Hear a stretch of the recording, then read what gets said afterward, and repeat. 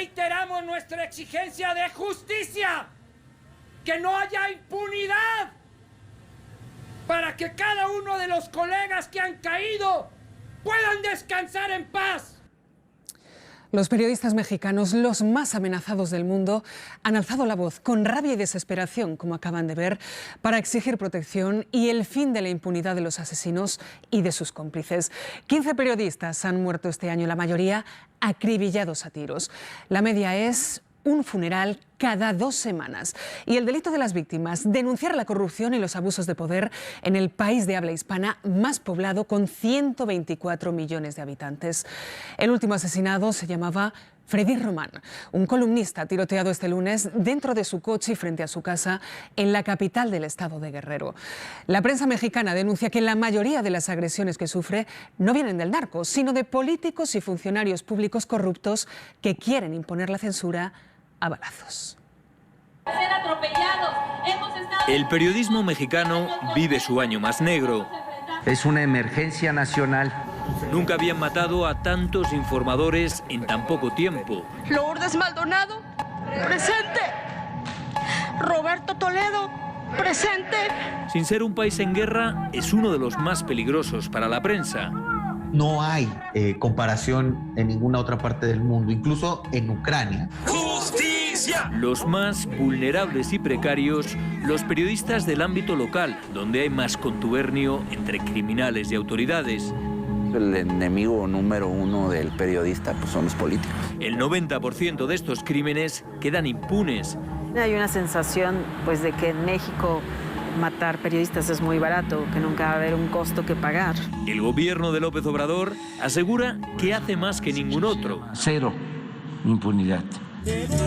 Pero las balas siguen silenciando a periodistas.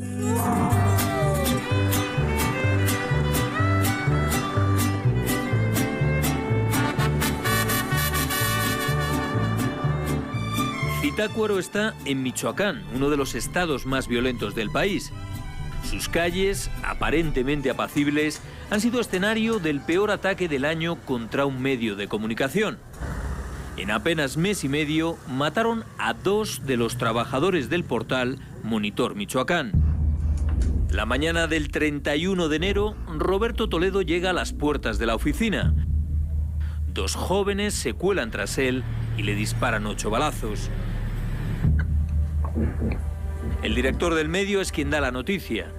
El equipo de Monitor Michoacán ha venido sufriendo una serie de amenazas de muerte.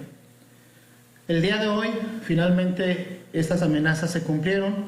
Semanas después, él también muere acribillado a las puertas de su casa. Desde entonces nadie ha vuelto a pisar estas oficinas que compartían con un despacho legal para el que también trabajaba Toledo. Los sicarios llegaron preguntando por otro compañero, Joel Vera, subdirector del portal y responsable de la firma de abogados. ¿Crees que iban a por ti y no a por Roberto? El ataque era ya al medio. Monitor Michoacán publicaba corrupción, violación de derechos humanos y política. Toledo era el 4º informador asesinado este año y el gobierno mexicano se apresuró a desvincular el crimen de su actividad periodística y no rectificó cuando mataron también a su compañero Armando. ¡Viva la libertad de expresión! Tampoco contabiliza otros casos y cifra en 13 los de este año, el último esta misma semana. Los medios elevan la cifra a 15 y algunos hasta 19.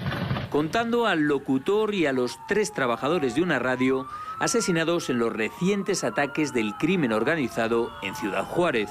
Superan en cualquier caso los 12 de 2017, hasta ahora el año más letal para la prensa mexicana, según la organización Artículo 19.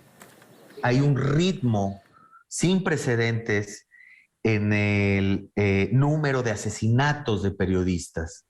En lo que va del 2022 prácticamente han asesinado a un periodista cada 15 días. ¡No están solos! Los periodistas han reaccionado en las calles, ¡Justicia! plantándose en el Congreso o ante López Obrador. Con todo respeto, decirle que este día no le queremos formular preguntas. Gobiernos y organismos internacionales también han dado la voz de alarma, pero el presidente rechaza cualquier crítica. Que se informe y que no actúen de manera injerencista. Asegura que su gobierno hace un esfuerzo sin precedentes por proteger a los periodistas y castigar a los culpables. Trátese de quien se trate. Puede ser un hijo mío. E insiste en que su gobierno respeta la libertad de expresión. No mandamos a aniquilar a nadie. Ya no hay impunidad, son los gobiernos locales, son los narcos, ¿no? Es deslindar la responsabilidad desde el ámbito narrativo. Pero no vemos que haya el mínimo interés en revertir de inmediato, a corto plazo, esta situación que está acabando con la prensa en vastas regiones del país. López Obrador suele enmarcar estos crímenes en la violencia generalizada que vive el país y hace responsable de ella a gobiernos anteriores. Sobre todo a Felipe Calderón y a su guerra contra el narco. Los homicidios se dispararon bajo su mandato, que terminó en 2012, pero han alcanzado sus cotas más altas en los últimos 5 años, con más de 30.000 asesinatos anuales. Desde que llegó al poder en 2018, López Obrador ha redoblado la apuesta por la militarización de la seguridad pública, presentándola, eso sí, con un rostro más humano. Abrazos, no balazos. El eslogan funciona y también dicen la estrategia que hay detrás de él. 36.685, 36.625. Se aferran a una ligera bajada en las cifras de homicidios para hablar de un cambio de tendencia difícil de apreciar entre tanta sangre. Entre imágenes de fusilamientos, masacres, montañas de cadáveres o, como estos últimos días, cortes de carreteras, ataques a vehículos, comercios y personas ¡Córrele a la verga! que han sembrado el terror en 5 estados del país. No son atentados terroristas, no hay que magnificar. No debe de verse más allá de la propaganda. Propaganda criminal alimentada, según el presidente, por la oposición conservadora y el amarillismo de medios y periodistas contra los que arremete constantemente. Señor presidente, con su permiso, este es el quién es quién en las mentiras de la semana. En sus conferencias de prensa ha incluido además un controvertido repaso semanal de las supuestas mentiras de la prensa. Medios de comunicación nacionales magnificaron los actos de violencia que se registraron en algunos estados del país la semana pasada. El mensaje que se da es que los periodistas son enemigos del pueblo y del proyecto de transformación, ¿no?, de gobierno que tiene el actual gobierno, ¿no? Y eso pues sí hace más peligroso y provoca una hostilidad mayor, ¿no?, hacia los medios, hacia los periodistas. La mayoría de las agresiones que sufren no vienen del narco, sino de funcionarios públicos. Joel Vera vive escondido de ellos desde el día que mataron a su compañero Roberto. Son funcionarios públicos las personas que ordenaron el ataque. Nosotros no estamos armados, nosotros no traemos armas. Armando, en cambio, no buscó refugio ni protección y lo acabó pagando. Nuestra única defensa es una pluma. Sus 2 asesinos están identificados, pero siguen libres. Tampoco hay detenidos en el caso de Roberto. Los sicarios dejaron en la escena del crimen mensajes en nombre de una organización criminal. Extraoficialmente, la Fiscalía de Michoacán deslizó la hipótesis de que el despacho daba asistencia legal a un grupo rival. Ellos lo que trataron fue de en un momento justificar. La única forma de justificar ellos es decir que derivaba de un asunto legal, cuando ellos saben que no. El caso salpica además al propio fiscal de Michoacán, Adrián López Solís, a quien responsabilizan, entre otros, de las amenazas que recibió el medio.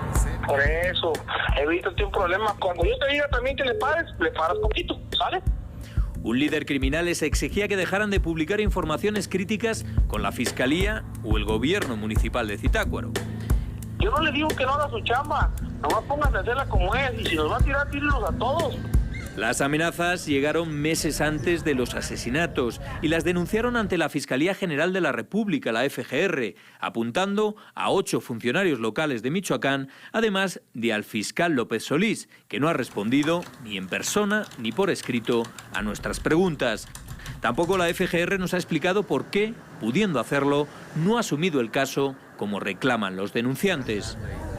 Otro de los señalados es el alcalde de Zitácuaro, Juan Antonio Ixtláhuac. En la calle, la gente se resiste a hablar de él. En la prensa hay registro de su paso por la cárcel por vínculos con el crimen que nunca se demostraron. Y en persona, el supuesto narcoalcalde se parece a cualquier otro político, presume de sus logros y niega cualquier relación con el ataque a Monitor Michoacán. ¿El gobierno municipal de Zitácuaro ha amenazado a periodistas? Fíjese que no. La verdad es que el gobierno municipal no tiene diferencias con nadie. Y con nosotros el señor sí traía ciertas conductas de estar diciendo cosas y señalamientos que toda la vida lo respetamos. Y si hubiera evidencias que las muestren, ¿no? O sea, hubiera sido muy absurdo que el presidente municipal, teniendo un pleito, hubiera hecho una cosa de esas, ¿no? Claro, me han inventado muchas cosas, he sufrido muchas cosas, pero aquí estoy siempre dando la cara, siempre ganando. Justicia para todos y cada uno de nuestros compañeros.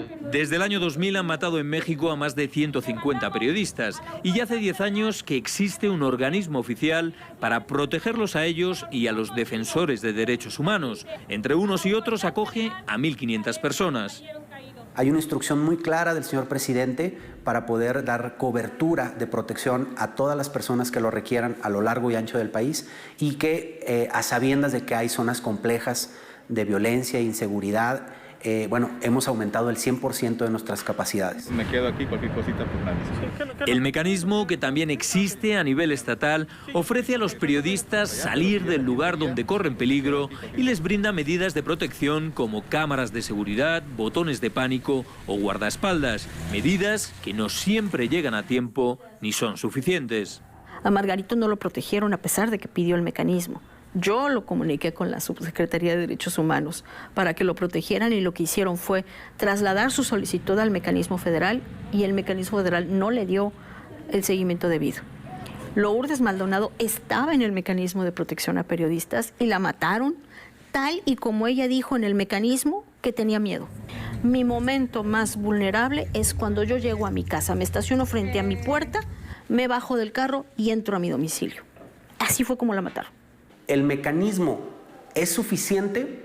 Depende desde la perspectiva que lo estés viendo. Si la expectativa es que el mecanismo sustituya a todo el Estado mexicano para salvarle la vida a todas las personas en todo el país, creo que le estamos dando una dimensión al mecanismo que no es el correcto. Es difícil que el mecanismo sustituya a la Policía Municipal, a la Policía Estatal, a la Policía Federal.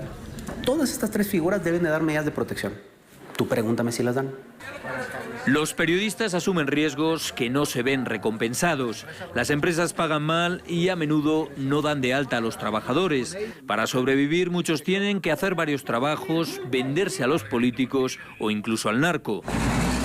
No son héroes ni kamikazes, han aprendido a parar a tiempo y a callarse ciertas cosas. La autocensura es otra forma de autoprotegerse.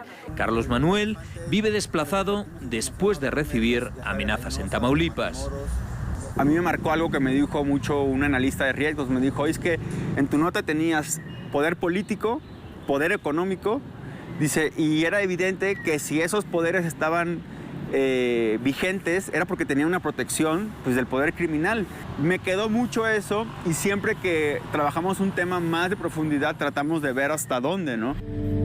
En Monitor Michoacán rebajaron el tono tras el asesinato de Toledo, pero eso no impidió que mataran a Armando. Mataron 2 amigos, mataron la libertad de expresión, mataron un medio de comunicación. El medio ha cerrado. Las oficinas están vacías, los micrófonos mudos. El asesinato de un periodista es una bomba atómica para el derecho a la información. Genera un efecto cascada, genera un efecto expansivo de silencio que va a afectar a corto, mediano y largo plazo a las comunidades donde se encontraban arraigados esos medios de comunicación. El miedo y las amenazas han silenciado también otros medios de Zitácuaro. El noticiero al aire ya no se emite y algunos periódicos han dejado de publicarse. ¿A mí cuál me gusta? Pues el primer plano que salía antes y el despertar, pero no, ya no salía. En los kioscos ya no se leen titulares como estos. Y ahora entonces ya no hay casi nadie que haga periodismo así más crítico, digamos. No, pues no se puede. Ahora casi todo es información oficial. Es también como permitir, no sé, que nos roben otros derechos, es dejar de tomar el pulso, perder el pulso de lo que está pasando en ciertos lugares. Y en esos lugares donde la prensa ya no funciona, son lugares donde se están cometiendo muchas atrocidades, ¿no? Donde está muriendo gente, donde está siendo desplazada, donde está desapareciendo gente. Por eso yo siempre digo que la lucha por el periodismo es una lucha por la vida. Fue de alto riesgo su oficio y con pasión lo ejercía para cualquier periodista. Ay, qué jodida es la vida cuando se buscan verdad.